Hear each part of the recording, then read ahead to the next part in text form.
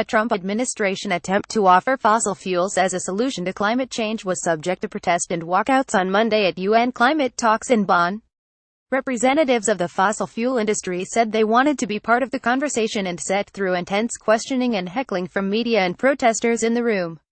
The bitterness that has divided the U.S. since the election of Donald Trump arrived in Bonn, when around 100 mostly American climate protesters disrupted the event with heckling and protest banners. "You claim to be an American," the protesters sang at a panel including George David Banks, President Trump's special energy assistant, and moderated by Vice President Mike Pence's assistant Francis Brooke.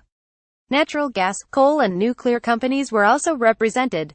As they marched out of the room, they were joined by hundreds of other demonstrators that had not been able to get in.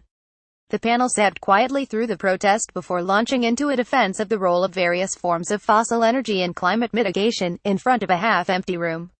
Fossil fuels, including high-efficiency coal and carbon capture and storage, were vital to achieving the goals of the Paris deal, said Holly Krutka, Vice President of Coal Generation and Emissions Technologies from Peabody Energy. Banks said this panel is only controversial if we choose to bury our heads in the sand and ignore the realities of a global energy system. He repeatedly said he was in Bonn to talk openly.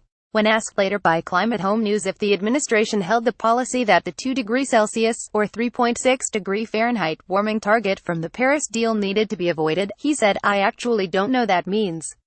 Trump announced that the U.S. would quit the Paris Pact in a Rose Garden speech last June, although no exit will be possible before November 2020.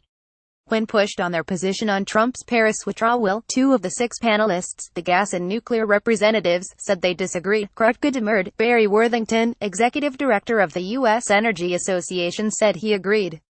The administration officials both refused to answer, although Banks is widely understood to have pushed for Trump to stay inside the Paris deal.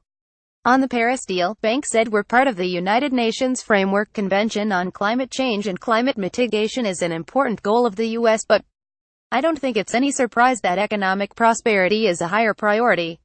When the president looks at the Paris Agreement and climate policy in general, he looks through the lens of what effect does this have on us manufacturing and competitiveness.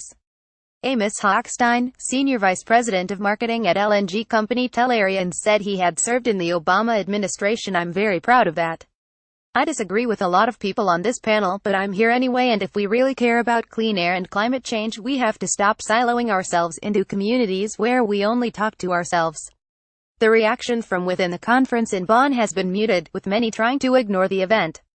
"This is a sideshow. The real world is not paying any attention," said Jay Inslee, governor of Washington, who made a statement to the press before the event began. When asked whether coal could be part of the solution to climate change, Frank Bainimarama, the Fijian Prime Minister and COP23 president, told reporters, "I really don't want to get into an argument with the United States of America, but we all know what coal does and we all know the effects of coal mining and of coal. There is really no need to talk about coal because we all know what coal does with regard to climate change," he added. Patrick Gomes, the head of the African, Caribbean and Pacific Group of 79 nations, said that the U.S. meeting was a diversion, unfortunately, from the urgent task of climate mitigation and adaptation. "It has more of a commercial side to it than an ecological or environmental concern," he told Climate Home News. "It is regrettable that the U.S. still wants to bring to the fore commercial incentives and issues that take precedence over humanity." U.S. negotiators have kept a low profile at the Bonn summit, raising their heads above the parapet only to support like-minded countries in trying to limit the practical scope and range of the Paris Agreement. "They haven't caused any trouble," one climate negotiator said. "The role that they played under the Obama administration is definitely missed, and in that sense it's troubling not to have them alongside us on many issues." Another former government official said that Trig Talley, the leader of the U.S. delegation, would be feeling terrible, of course, about what he was being asked to do. "Representing the Trump administration on climate must be the worst thing in the world," the ex-official said. The European Union, which was holding talks with China and Canada while the event went on, refused to comment on the meeting.